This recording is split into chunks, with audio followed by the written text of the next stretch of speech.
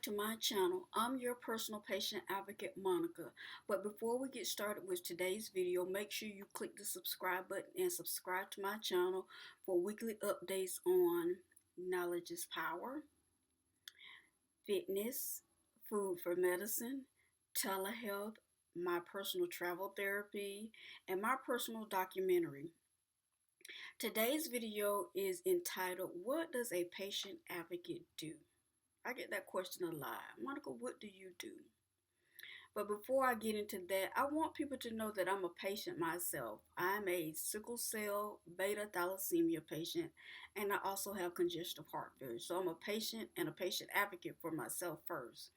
But one of the biggest things I do and the most important thing that I do is research. I do a lot of research. I have so many different references that I use and so many credited academic papers that I have online and offline. I am subscribed to the African News, the Indian Journal. I'm also subscribed to a lot of newsletters. I'm subscribed to World Health Organization, and I'm also subscribed to a lot of medical associations for a lot of information and research. I do a lot of research. That's like my number one thing. And I do research for so many reasons. I do research on the different health elements that come along with sickle cell. Not only do I research what these health issues are, I also look for how are people using different cures to come up with and what medical professionals are on the top of their game with sickle cell, congestive heart failure, or different things, and I read their work. National Institute for Health is another resource that I use a lot. Center for Disease Control, because they recommend that a lot of sickle cell patients have access to a Center for Disease Control doctor, especially if they're continuously having infections. And I do a lot of research to give people options. I'm that person. I'm that type of patient. Give me my options. So I don't want to have one option, and I don't want a lot of people to make decisions for me. Me make my own decision because I'm going to make the best decision for me. And I know when I first started my advocacy, a lot of people that I knew personally only thought that patients could just be taking medicine. They were like, the only thing you probably do is chemo or blood exchange or blood transfusion. No, I have other options. And I do take hydroxyurea. That's the medicine that I take. That's the pure form of chemo that I take. I take 1,600 milligrams of that. And I'm also on a diuretic for congestive heart failure. Um, in managing congestive heart failure, I don't need a transplant. I don't need any other medical help. Let me say it that way. I don't need any more medical help. I just take my diuretic every day, reduce salt in my food, and kind of monitor what I eat in order to manage my congestive heart failure. I also talk a lot about bone marrow transplant. A lot of patients most patients with sickle cell have had a bone marrow transplant, a stem cell transplant, and gene therapy. On my channel, I'm going to eventually add one patient that is close to me that want to add her documentary with hip replacement to my channel. I'm looking forward to that. We're doing a collaboration on that. That's not ready yet, but we're getting to it. Those are the biggest research I do. I also do research on resources. What resources are available for the patients that I serve? The Georgia Department of Public Health have a lot of resources. Albany Area Primary Health Care have a lot of resources. Phoebe Putnam Memorial Hospital for this area have a lot of resources. There are a lot of organizations that have resources that I don't have. And I'll refer people to different places to different people. Another resource that is a great resource to have is a social worker. A social worker is one of my great resources, and my medical team, of course, because I'm always asking them for advice, or I've researched this, and what's your opinion of this? What's your perception of this? What's your experience with this? So that's one of the things that I do. I do a lot of research. I work with patients, not only myself, but there are some patients that I work with. Most patients that I work with are older than me. I do work with some patients that are younger than me, but I work mostly with patients that are older than me. So a lot of them ask me to help them with their chart. Monica, will you read my chart? Will you kind of tell me what's going on? Because the doctor is speaking to me in a language that I don't understand. He's using big words. So I'll sit and I'll talk to a patient about what's going on with them, some things that they may not understand. Or really, they don't understand. And I remember one patient I was working with, and he was having what is called a cardioversion. And I was like, can you explain to me what that is? He said, well, Monica, this patient is having cardioversion because his heart is beating too fast and we need to slow it down. So we're gonna slow it down. We're gonna use different techniques, electrolytes and different things, electrodes, I think he said, that we're gonna use to kind of slow his heart down, get it back in the rhythm, because right now it's not in rhythm. So a lot of my knowledge of being a patient advocate, I learned through my patients. So, and this doctor recommended that I go on the American Heart Association site to kind of get a more in-depth look at what cardioversion is, and also he recommended a couple of YouTube videos to watch about how the process works. So I do a lot of helping patients interpret their chart. Another thing that I do, not a lot of, but I do, I well, it's not just me, it's my mother too. That's my advocate partner. So my mom sometimes help patients get to doctor offices.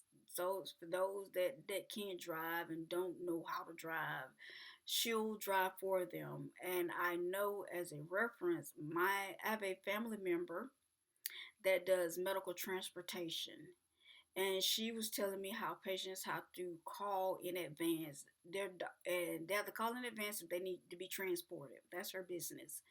She does transportation, so she transport patients from their home to their doctor's visit. The only thing about being transported sometimes is her limit is 2 hours. She was like, Monica, when I transport a patient, I'm only allowed to stay there for 2 hours. If their appointment goes over 2 hours, then they'll end up riding with another transporter, but they will send someone to pick them up and take them back home. I'm working on that because I've heard, and I've done a little research, but not a lot of research, that patients can be transported to and from doctor offices with Uber or Lyft. And I know the biggest thing with being transported to is you have to give the transport 24, 48, 72 hours if possible. And some transportation companies require a week or 2 weeks in advance to be picked up for your doctor's appointment. So I tell patients, if you know, and if I get there, sometimes they give me their appointment schedule. So I'll kind of look at that and talk to their social worker or talk to whoever I need to. Sometimes I have to talk to their doctor or their nurses. Can you schedule this patient to be picked up? And they'll do it. Monica, well, do you know when the appointment is, and do you know the location, what doctor, what physician they're going to? Yes, I do.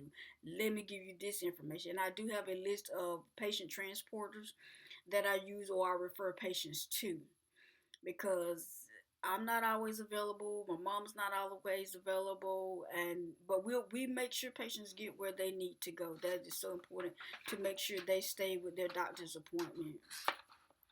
I do visit people at the hospital.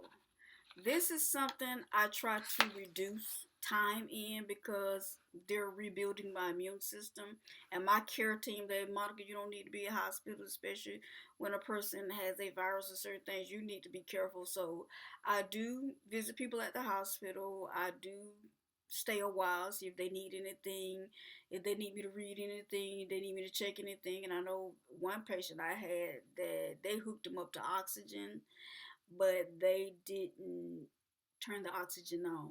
And he was like, Monica, I can't breathe. I can't breathe. So I did tell the nurse at the triage to make sure that you hook him up.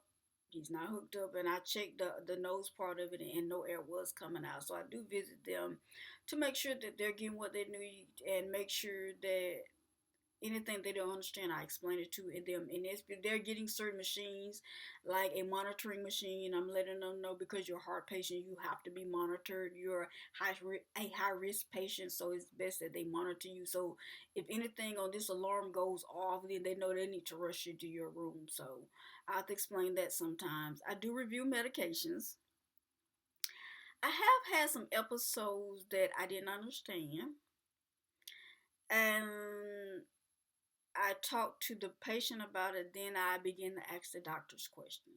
A couple of things I do when I look at people's medications, because sometimes doctor give patients that it's like three medications that do the same thing. So I'm like, I'm not understanding why this patient have these three medications because they all do the same thing. But I did learn one of the medications help with blood pressure. One of the medications help with potassium, and one of the medications did something else. And I think the other one had like a pain reliever on the inside. So I do review medications, and I explain to some patients why they are taking certain medications and medications that conflict. Certain medications, one conflicts the other, whereas one may have you relax, whereas the other one may have you going. So we do explain that, and I also have done a planner because I have a planner myself. I travel a lot, so and I don't want to carry my medicine a lot, so I make sure they're in planners, especially if I'm going to birth. I just have the small planner in my pocketbook, or I have it in my bag, so people won't see it. And make sure I'm taking my medicine on time, as scheduled, whether I'm traveling or whether I'm at home. Another thing I do is I look at paperwork. I look at some patients' paperwork. Number one person paperwork I look at is mine, and to see because some things doctors and nurses don't tell you. So I go to an appointment and they give me a summary of what took place. Yeah, I do read it. Yeah, because I want to know what's going on, because I know some doctors and some nurses don't have the heart to tell you what's really going on because they don't know how you're going to take it. You may take it in a good way or you may take it in a bad way. And a lot of times when they tell me what's going on with me, my usual response is, how do we fix this? Or how do we get this under control? And what's the best way to manage it?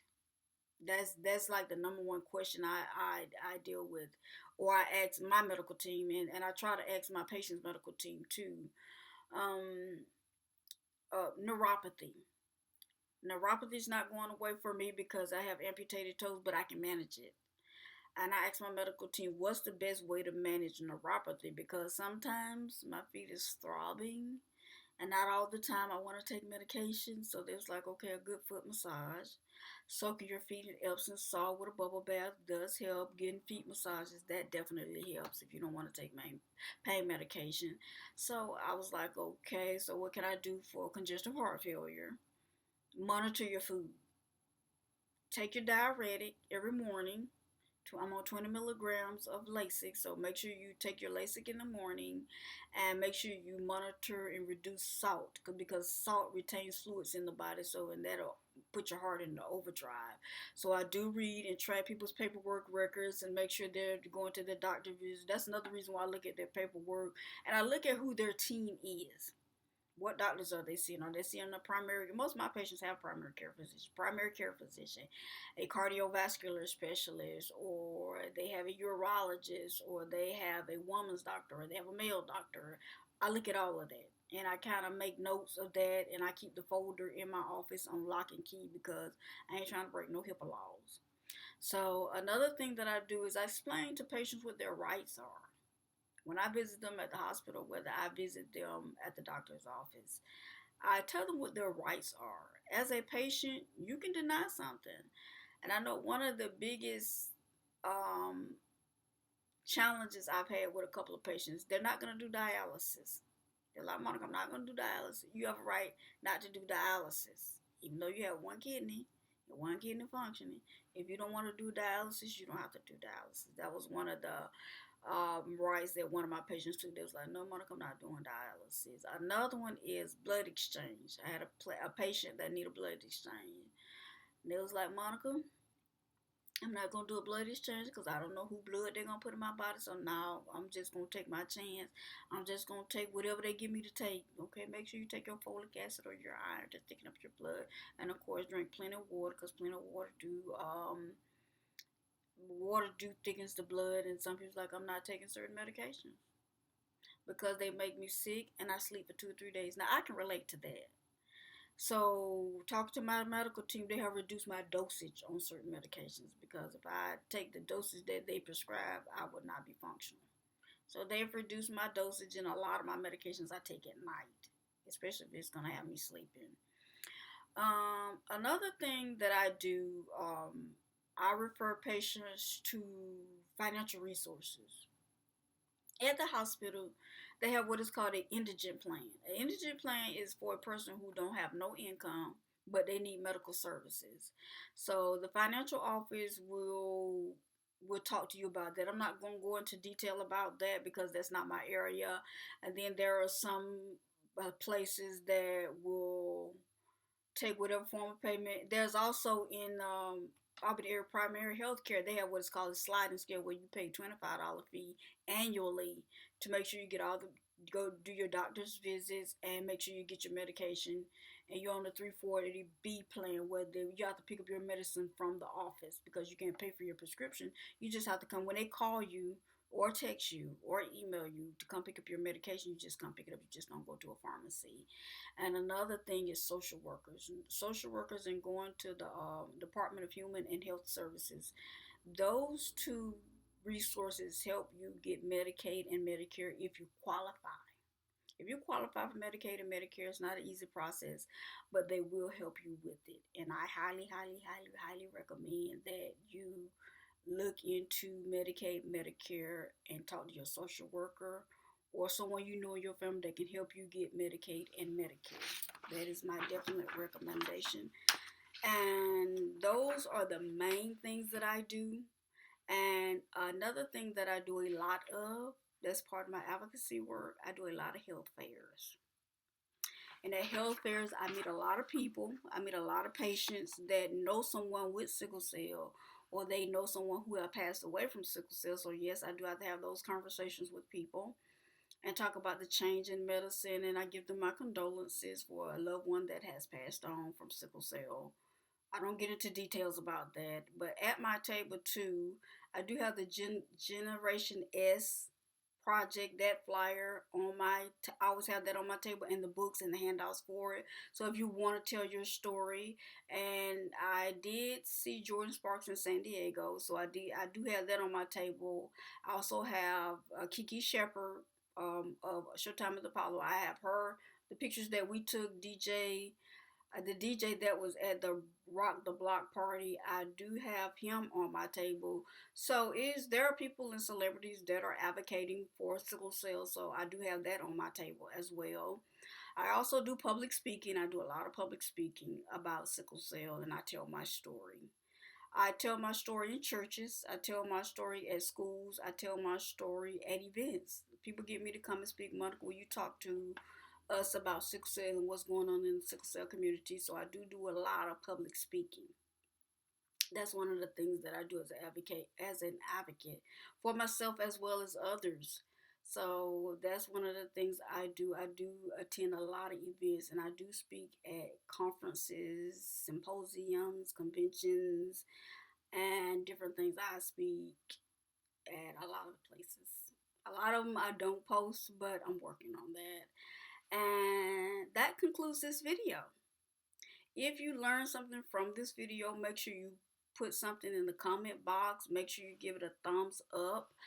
And make sure you subscribe to my channel. Share this video. If you know someone that could use this information, make sure you share this video. And I'm drinking my warm, hot apple cider. That's what I've been doing because I'm a little congested.